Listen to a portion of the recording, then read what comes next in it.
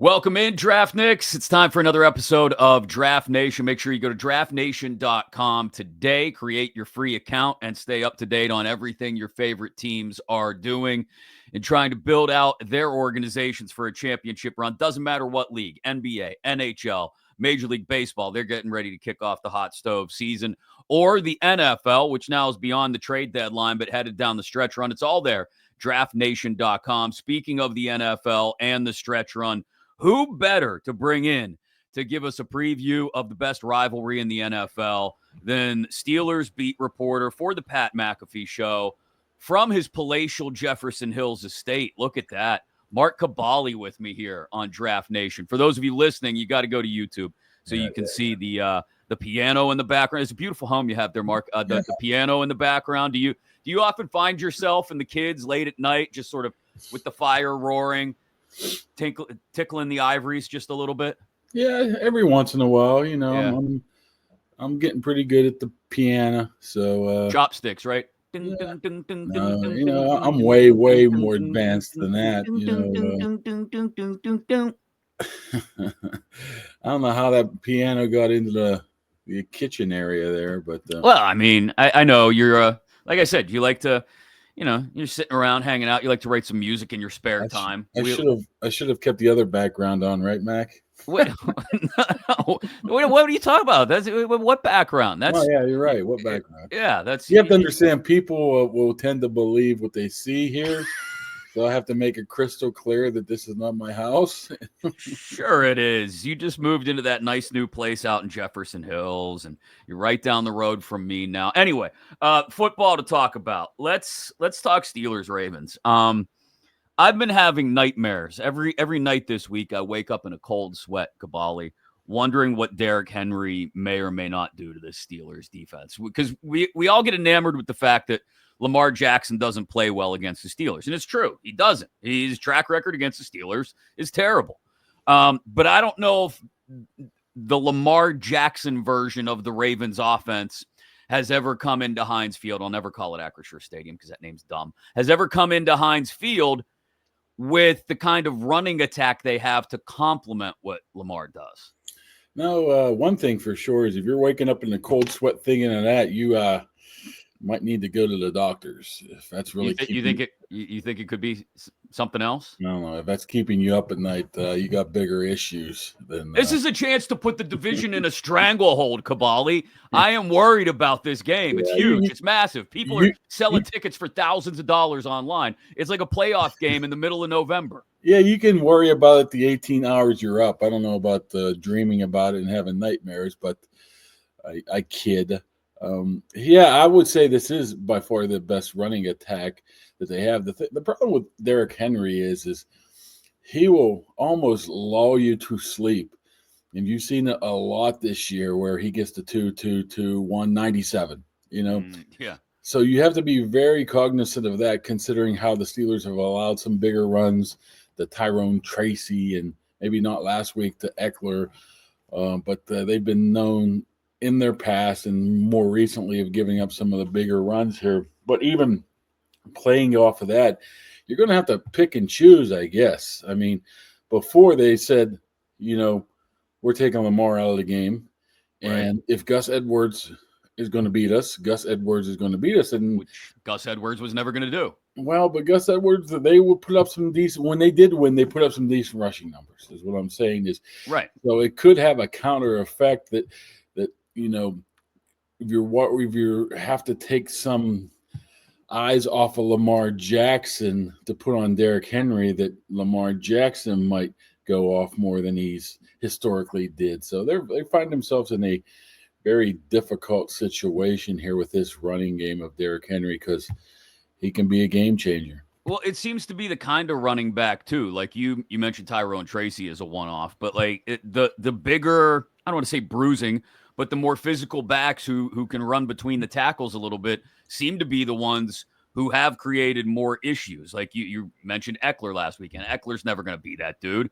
And the Steelers' defense is constructed as such that if they're sort of mush rushing or whatever they're doing to keep Lamar Jackson in the pocket and in his lanes, they're not going to get burnt by anything on the outside. It's more about up the middle, And everybody can tell me all they want about how Patrick Queen is up for this game because he's disrespected by the Ravens because they didn't offer him a deal. If Patrick Queen is all alone standing in the hole when Derrick Henry comes through it, like all due respect to Pat Queen, he's not stopping Derrick Henry alone. Derrick Henry's probably bigger than Patrick Queen right now. It's another big thing is, and I was just thinking about this, is it's not like they've had a huge sample size of good running backs they've won against this year either. I mean, Jonathan Taylor was still, not 100%, and he had some decent yards. Breece Hall, they were able to shut down. But other than that, I mean, who in the world did they have faced? I mean, Javonte Williams and, not Mary. Zeke Elliott. I mean, they gave up 100 yards on the ground to Dallas. Yeah, I can't even remember who the Chargers running back was. Oh, it might have been Gus Edwards and Gus Edwards. Dobbins, right? Yeah, exactly. So, I mean, this is going to be the biggest test with the talent of the running back. But, I watched a lot of Ravens games. I'm sure everybody has, is when the Ravens get in trouble is when they decide to rely too much on Lamar. Right. And they tend to forget about Derrick Henry because maybe he's going 2-2-3-2. But in every game that happens, he usually pops a 70, 80-yarder. So they have to be patient with him. I think if they lose this game, you're going to look back and say, once again, John Harbaugh and the offensive coordinator with them, Todd Monken, got away from what basically that they do very well, and they're going to have that balance. And I don't know if I'm quite sold on they have the discipline enough to be able to do that rather than just turn the ball over to Lamar and say, go win it. Yeah, I was talking to people down in Baltimore this week, and they're convinced that the opportunity for the Baltimore offense does lie in Lamar's hands, not his legs, but his hands, his arm. And they think with Flowers and Bateman that they can have Porter and Jackson and not have their way with them, but they got opportunities there in the pass game. I think we've seen, other than the penalties, which is always going to be a part of what Peasy does, I think we've seen pretty good play from Porter all year. Yeah. And Dante Jackson's been really good in spots. Yeah, a lot of people have been down on Joey Porter recently, and I don't really see it that much. I mean, some of the assignments he's had, you're going to have some hiccups from time to time, but maybe I'm looking something different, and I keep getting the question, what's wrong with Joey Porter Jr.? I'm like, I don't think anything, to be honest with you. I mean, he's by far the best you have. Dante Jackson, he's dealing with a hamstring, so you have to be careful with that a little bit. He said he was all right, so he's been playing not as well as he had the first 2 months, but he's still a quality guy. But compared to the receivers that Baltimore have, they're not going to wow you, right? Right. I mean, what do you got here? I guess Zay Flowers, right? Yeah, that's about it. Good. I mean, Bateman's popped in a couple spots, right? Like he's had a couple games here and there, but then it's like Aguilar and Deontay. Yeah, I mean, you got to watch the tight ends. I don't know if Likely's back or not this week. I don't know. I mean, he's very talented tight end along with Andrews as well. So, I mean, if you're not sold on the Steelers secondary or at least their corners, I mean, it goes hand in hand with not a lot of people probably sold on the Ravens wide receiving crew either. Yeah. Is Preston Smith ready to just dive right in here and take over with Highsmith out? I guess it looks at least 3 to 4 weeks. Like, is he going to get 100% of the snaps? Or are we talking about Preston Smith in a rotation? And is he going to be enough, as Highsmith has been, to occasionally leave TJ on an island to make a big play? Yeah, I mean, if you're the Ravens, you let Preston Smith, if he beats you, right? I mean, you're not changing the way you go about. But we've seen teams, we've seen offenses occasionally, like it happened once or twice last week. There were spots where Watt was left on an island with their tackle, and he abused them and made plays. In the end zone. Yeah, exactly. And they got this kid Rosen. I don't know what his name is, the right tackle. Was he the pitcher for the Cubs when he broke his shoulder?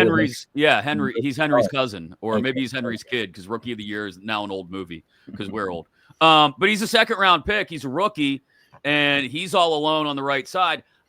So the question is twofold. One, will Baltimore feel like they have to allocate any resources to Smith on the other side? Because clearly Washington and other teams have occasionally concern themselves with Highsmith, and it opens Watt up for plays. And also vice versa, if they decide to double and chip and do all the stuff, slide, all the stuff they do to TJ's side, is Preston Smith going to be able to take advantage of those opportunities the same way Alex Highsmith has? I mean, we got the small sample size of Preston Smith last week, and he was pretty impressive, knowing that he was a Steeler for the grand total of 5 days. Right. I don't expect him to play 100% of the snaps. I think Herbig will be back this week. Nice. They're going to, put him in there to some degree. He's not going to be a full participant guy. You throw Moon on the other side to help spell TJ. That's basically what you're going to do. But Preston Smith is the guy, and he made 2 significant plays against the Commanders. Why wouldn't he be able to do that against this team here? So, but I still think you have to put all your attention on TJ Watt, and if 30-some-odd-year-old Preston Smith beats you, you have to live with it. Yeah, so Herbig's totally back this week, you think? I think, yeah, he was practicing on Wednesday, pretty much fully. I believe he was full on Wednesday, so he'll be back. But once again, he's been out a month, more than a month. So typically they'll bring him back in a limited role, maybe that third down pass rushing specialist role. Where then Jeremiah Moon, ex-Raven, will have to go in there at times as well. But what an important pickup it was for the Steelers to get Preston Smith, because those guys usually don't grow on trees to be able to plug and play and that sort of a resume. So I'm not a 7th-round pick too, right? Yeah, I mean, they gave him away. I mean, that's all it was. I mean, forget the money the next 2 years, because they're not going to pay him that money. They'll release him or renegotiate it. So they basically said, here, take him. We don't want him anymore. That's crazy. They're like, great, take him on. But it's, I mean, honestly, 2 plays. I mean, the one I think he rerouted a reverse, and he had that play in the backfield. I mean, he made 2 big plays, and he didn't play that many snaps last week. So you have to feel a little bit confident of him in there. So two things I want to go before I switch sides of the ball. We talked about Queen, and I'm not trying to downplay Queen. I think he could have a huge role in this game, especially in containing Lamar, because we saw him get sideline to sideline a couple times last week against Jaden Daniels. But what's the plan at inside backer to counteract those tight ends? Andrews, you mentioned it likely might be back, or is it a Minka game? Let Minka sit back there and patrol the tight ends. Well, it might be a Cam Sutton game too. They might play a lot more dime and allow. I mean, not when they play dime, they can move Minka around to have him pretty much freelance to where he wants to go, if he wants to go to the tight ends. But then you have to be careful with the Derrick Henry aspect of it all too. You would love to have a Landon Roberts in there as well, but then you would have to take somebody off, like Peyton Wilson. Oh no, I'm talking about even in the interior, Benton or Ogunjobi or something like that. You'd have to play around a little bit right there. So I don't know how much they're willing to do that, but that's what makes it an interesting matchup. With you can come to the line of scrimmage, and I mean, we can all count, right? You can count how many. I mean, I went to Baldwin and Penn State, but I can get up to like 15 before I get confused. You count, I went to Cal, and Bell Vernon, but Bell Vernon a lot better than Baldwin, right? But anyway, you can count who's in the box, who's not in the box, what personnel is, and it's not that difficult to be able to switch plays to get yourself into that position. So it's going to be a sort of a chess match, I think. But I don't. Patrick Queen, back to your original points, is huge to this game. I mean, if one of the reasons why you get him is for this game. I mean, you don't have to really do anything exotic rather than say Patrick Queen, Chase Lamar. Yeah, go Jackson get 8. Down. You don't have to have a spy, so to speak. So it's a huge game. And obviously, if you ever talk to Patrick Queen, he's a guy who can motivate himself through anything. And obviously, he's motivated himself through. We didn't want him anymore. Yeah. So I expect a interesting game from him, and I expect him a lot of jabbing. He's easily the biggest trash talker on the team. Do you get the feeling that people are still like, 'cause I know early in the year, people were down on some people anyway, who didn't like the addition of Queen. I loved it in the offseason, but I still get people occasionally on social media who are like, well, let's see, it's one game, it's 2 quarters, it's this, it's that. I have the feeling anyway that other than a couple spots early in the season, Queen's looked excellent. I mean, he's looked like an absolute steal. Yeah, I mean, people look at stats, and if you don't have the 8 to 12 to 14 tackles, you stink. But it's more than that. It's more complicated than just stats. Just like with Minka, people were all over Minka because he hasn't had an interception in 2 years. Well, you can't force quarterbacks to throw it at him, right? Right. So there's other things that he does. Can he provide more? Yeah. You know who else could provide more? TJ Watt. Was he have 5 sacks? 4?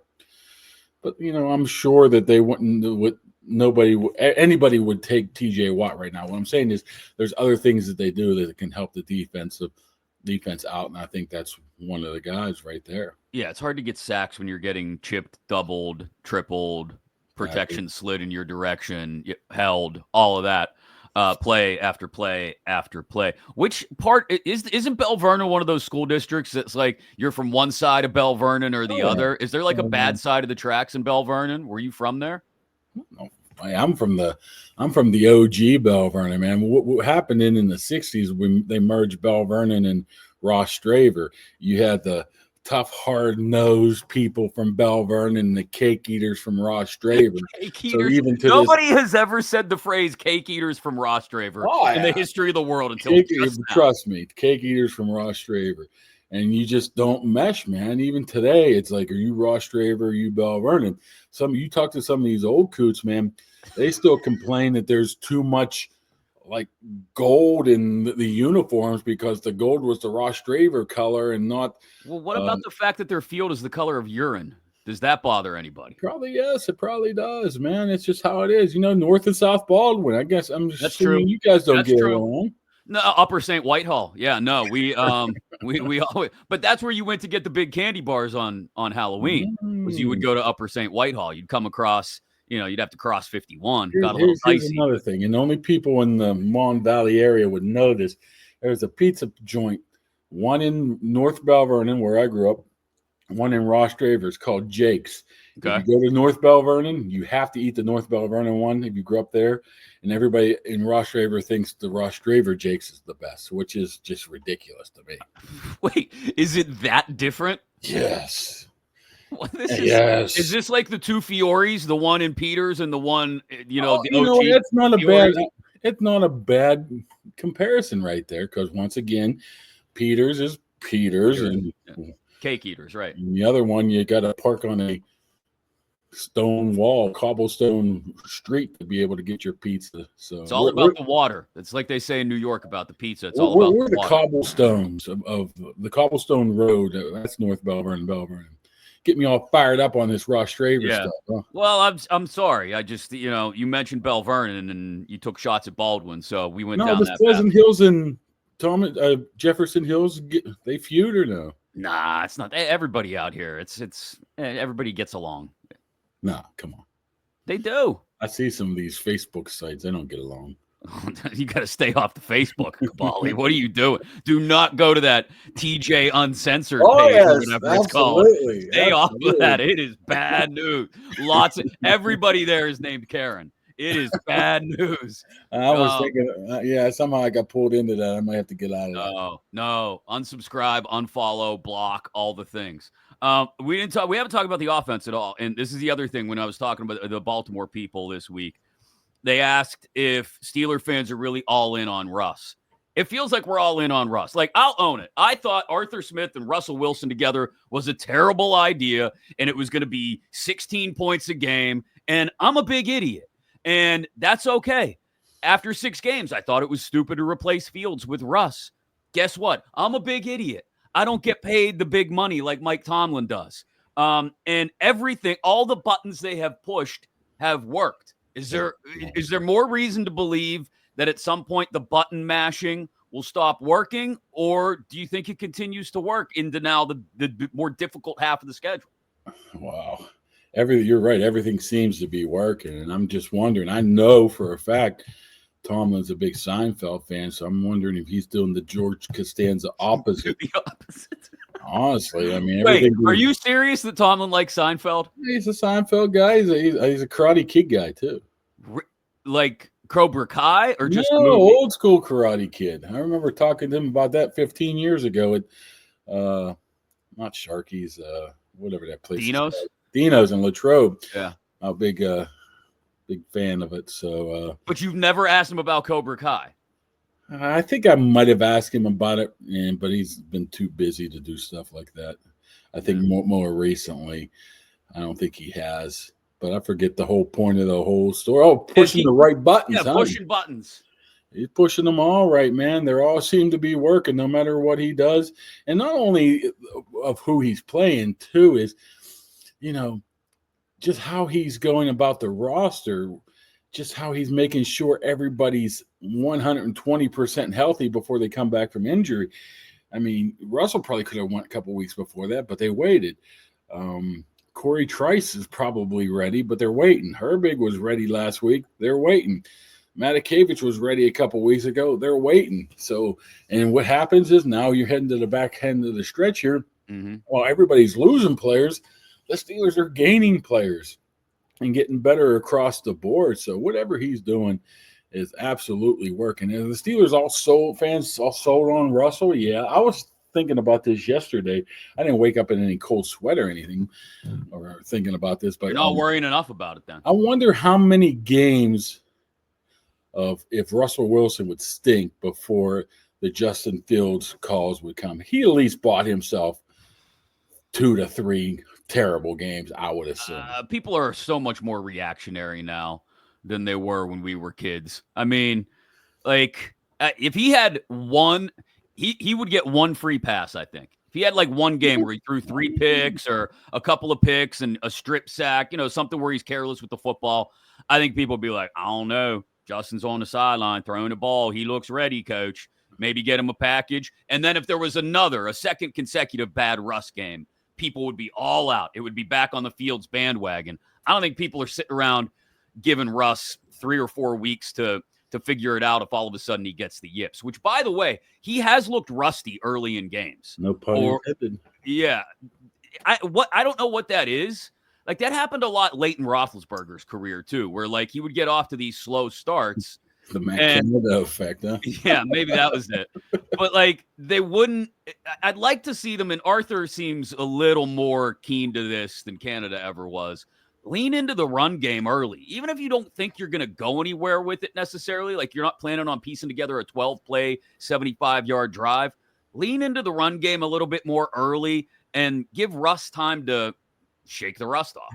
Well, last week they ran the ball 42 times. And that's a game that they weren't very successful. Well, they weren't consistent with their run game as they were the couple weeks before that, which is a total 180 from what they would have done years prior. They would have just said, forget the run. Yeah, they would have abandoned it I completely. mean, they were hammering because they knows, or at least Arthur Smith is confident in himself that he knows that even if you're running for 2 or 3 yards, that sets up play action, that sets up bootlegs, that sets off, everything plays off of that. So I think that's the difference with him.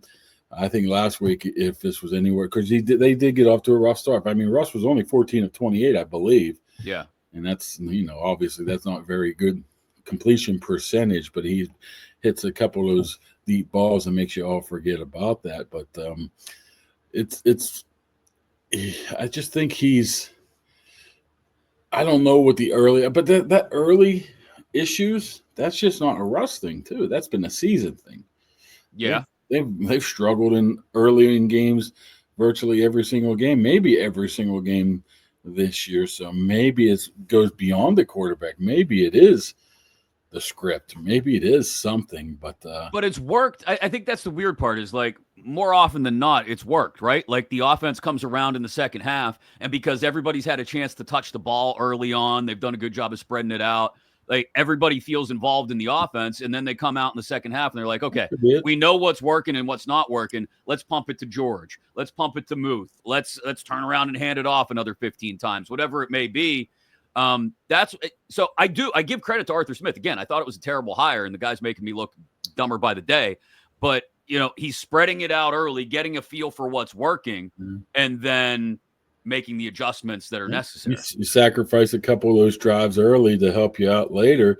And if you have to get everybody involved, like you said, to get them involved, maybe you're willing to give up a series or two, but you would hope that it would get past that where you don't need that, because some of these games you're going to need. They're going to play Philly. They're going to play Kansas City. They're going to play Cincinnati. They're going to have to score more. Yeah, they're not going to score more. They're going to have to try to keep the ball away from some of these teams as well. So, I mean, I don't think we all can sit here and complain about much here. We're nitpicking. No, really, right? We are. I'm just pointing out what things that could stand in the way when you're playing better teams, and Baltimore is a better team. The one thing I'm hoping to see on Sunday is Mike Williams involved right from the get-go. And I don't mean necessarily catching balls or even getting targeted all the time, but the fact that he was out there to make that catch was only because Calvin Austin was hurt. He's got to be in the starting lineup. You've got to do everything you can, in my opinion anyway. Send Williams and Pickens down the rails and force the safeties to make decisions.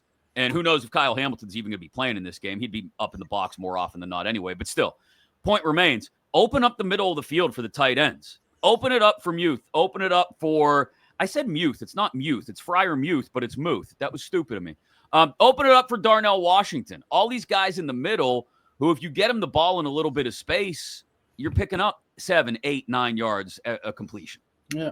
I still think it's going to pretty much even across the board. I don't think you're going to see one of those receivers, Austin, Jefferson, Williams, and have a greater number of snaps than one another. Maybe Jefferson leads the way right here. But Russell Wilson, right, has never really thrown across the middle a lot. And you're like, why doesn't he do that? You know why he probably doesn't do that? Because he's 5 foot nothing. Yeah, he can't see over the line. Yeah. I mean, there's a lot of times he has to manipulate arm angles and slide here and there just to get the ball. Maybe he just can't see over 7'2" Calais Campbell. I know they don't play Calais Campbell, but there's some big boys in there. So maybe that's the case too. Maybe that's, a mute point, or as Bill Cowher would say, right? Yeah. Of the open in the middle. Maybe he just can't get it there. Maybe he has to get on the run and run through that. I don't know. I haven't really did a deep dive on Russell Wilson's career, but I could tell you he's not the biggest man in the building. But I mean, just like you're right. I mean, Van Jefferson, if you look at his history or his stats or his resume, he's a guy that for the majority part of his career just goes down the field as well. Yeah. He was a guy his first couple of years with the Rams, down the field. Now they got basically 3 of those guys with Austin able to catch and run.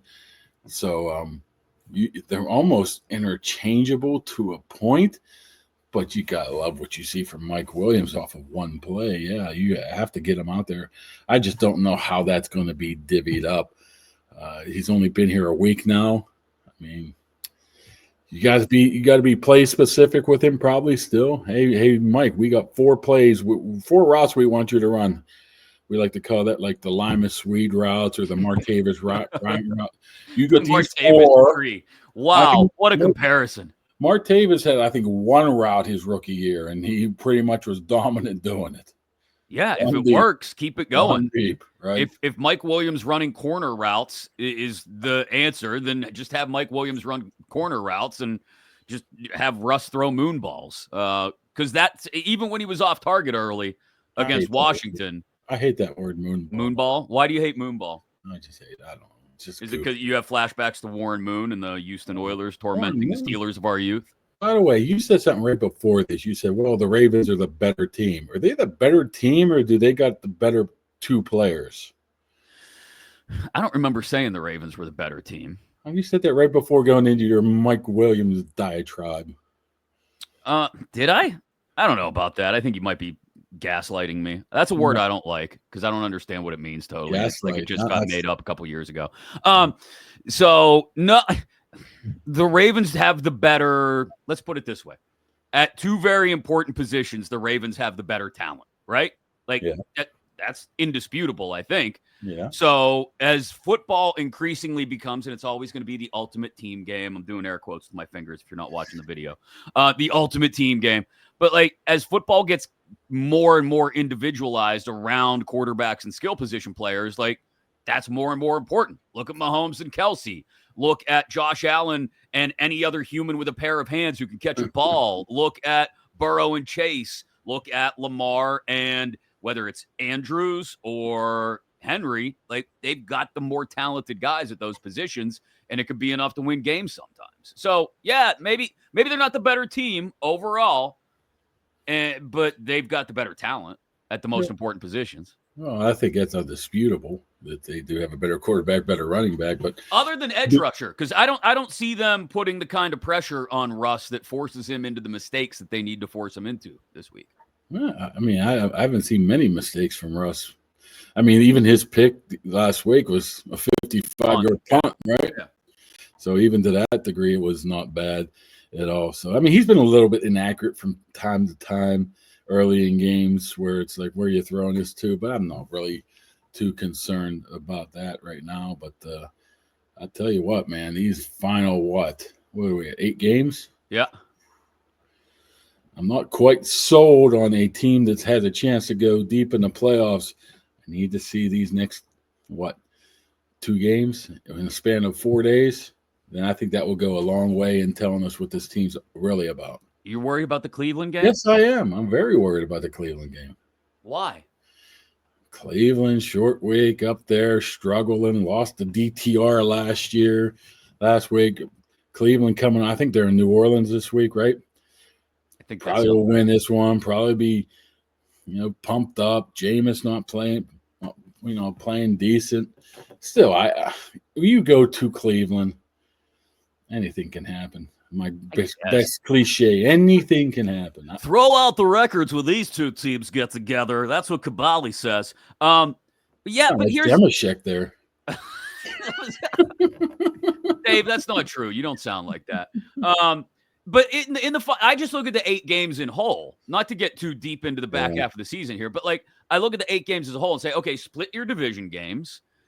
Heck, split the other 2. Who's trying to get a hold of you? Don't they know I always forget to shut off my emails to Home Depot.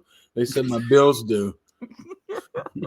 Well, after you built that beautiful brick fireplace behind you, I can understand why you owe money. I got to pay the piano. I think I bought the piano at Home Depot. Yeah, hell, even if they split the division games, they don't sell pianos at Home Depot. Split the division games and lose to Philly and Kansas City, you still end up being a 10-win team. You're still in the playoffs. You're a 5th seed. You're a 5th seed, right? Okay, you're a 5th seed. What, going to Baltimore in the first round? I'd feel okay about that. You got to go to Buffalo. Maybe that's a different story. But yeah, I wouldn't necessarily. Actually, you might have to go to Houston. I'd take that. Wow. What I'm saying is I'd rather be a 2 seed and have the Chargers come here, but whatever. Sure. But you gotta go 4-2 and maybe sweep the Ravens to do that, which starts this weekend. It's been fun talking about this, Kaboly, but we've been doing it for nearly 35 minutes, and you have important things to do, like letting a maid in to clean up the mansion behind you. I will catch up with you later. Enjoy the game on Sunday, and thanks for going on the clock with us here at Draft Nation. All right, there, Mack. Take it easy, my friend. All right, stay on the right side of Bell Vernon. Ain't that the truth?